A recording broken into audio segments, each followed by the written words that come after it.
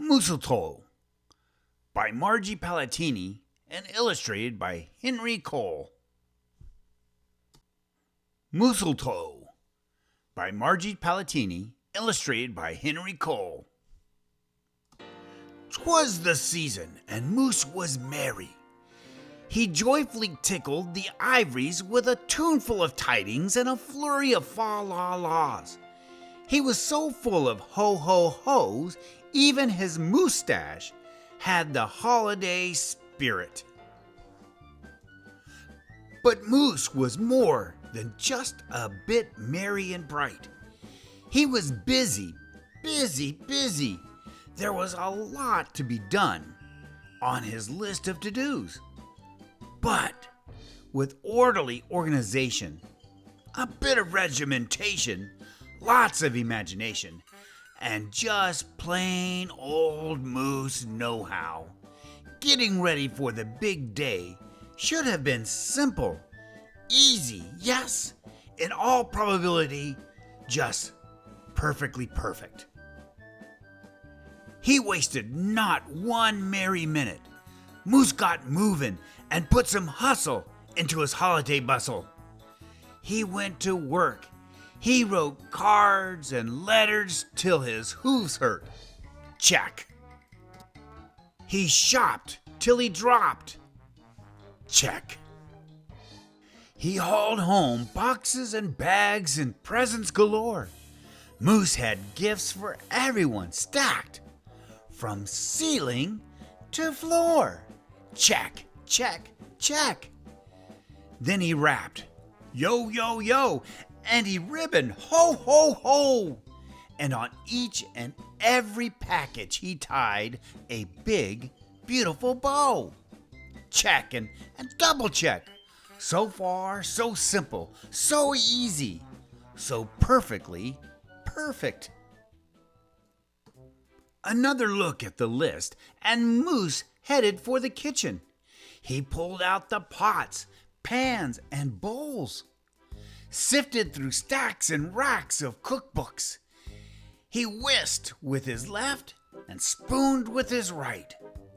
Moose baked tons of tins of cookies, check.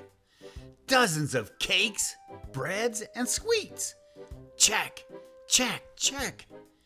He made jellies, sticky jams.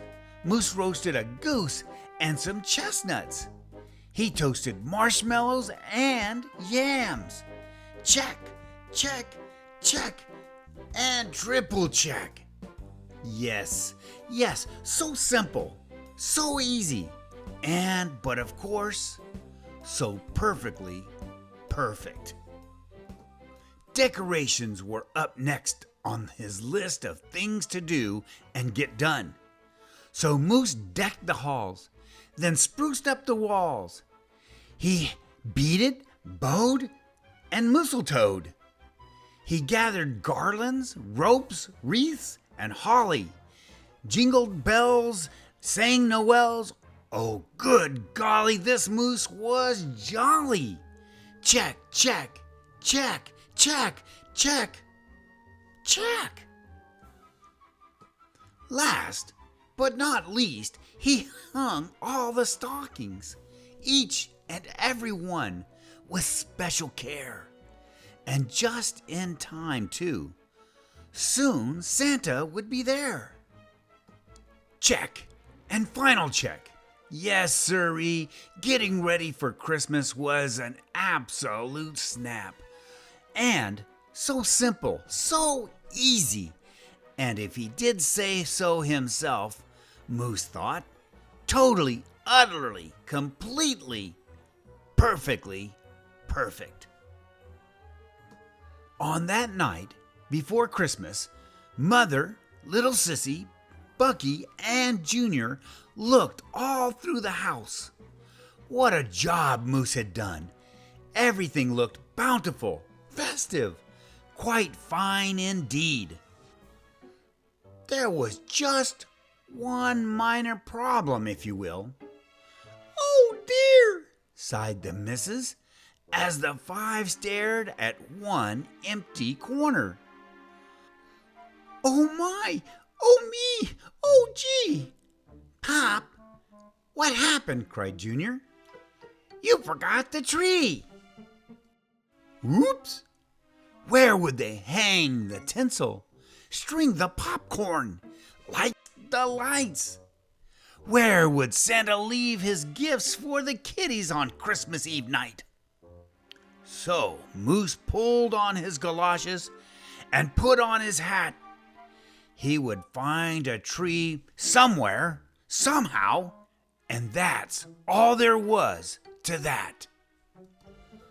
So out went the moose, braving blustery, blowing winds and the cold, trudging through snowdrifts, courageous and bold.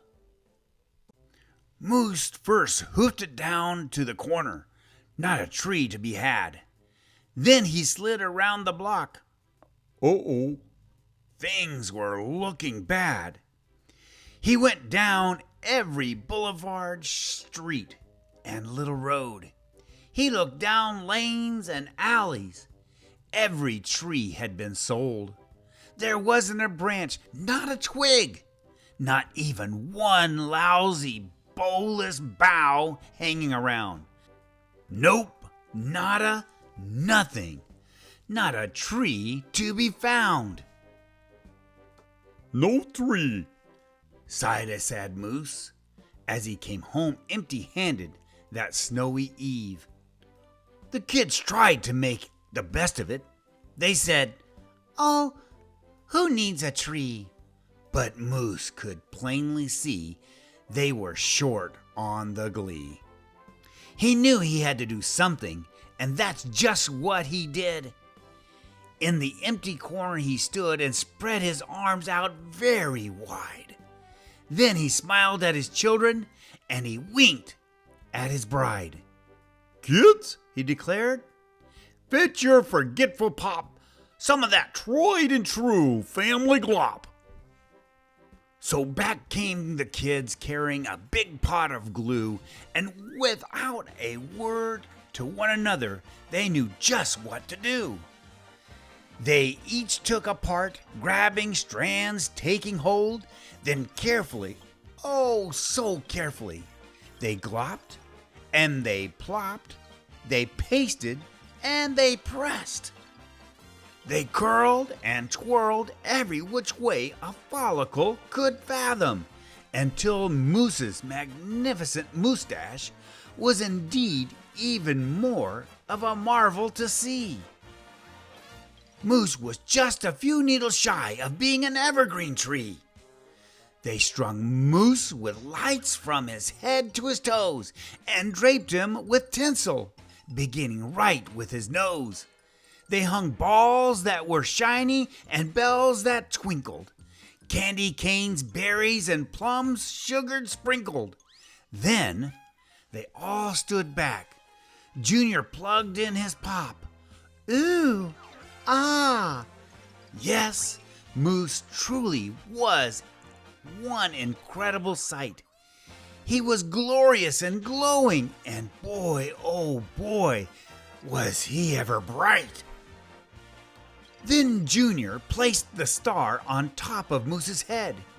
He gave him a kiss and a pat, and they all headed off to bed. Except Moose, of course. He stayed in the corner instead, still twinkling and blinking and waiting for Santa. Oh, so it wasn't so simple. And it wasn't so easy.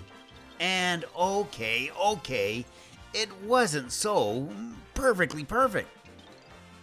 But you know what?